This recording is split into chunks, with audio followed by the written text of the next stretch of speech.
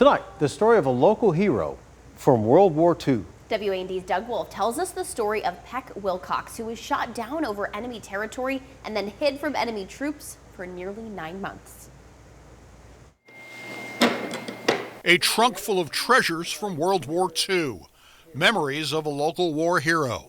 So my grandfather was a bombardier. He would actually be the one that would be in charge of dropping the bombs over the actual intended site. Robert Peck Wilcox was with the 351st Bomb Group.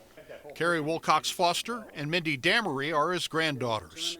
They shared with me his story from 80 years ago this weekend, December 31st, 1943, when Peck's aircraft was hit by enemy fire during a mission over southern France.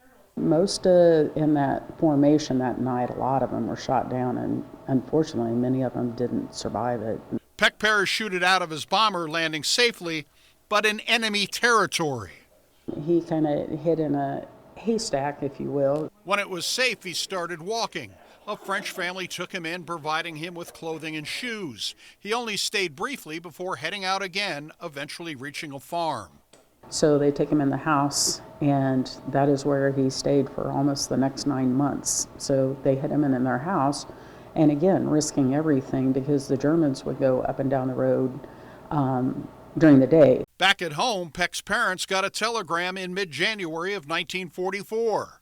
They received a telegram that said, your son is missing in action, and no further word. The Germans moved out of southern France that fall, enabling Peck to leave.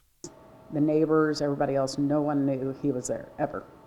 Making it to Great Britain, he was finally able to send a telegram home to Blue Mound. Alive and well, will write soon. Write me at my old address. Peck came back to the United States, where he delivered mail in Macon County. He was a U.S. postal carrier for 22 years, rural. So he delivered the mail here.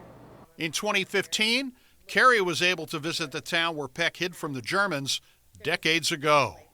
France was celebrating the 70th anniversary of the end of World War II, so they picked about 4 stories and 4 families to honor. A local hero remembered by his family 80 years after being shot down. In Blue Mound, Doug Wolf, WAND News. Peck Wilcox passed away in October of 1999. He was 82 years old.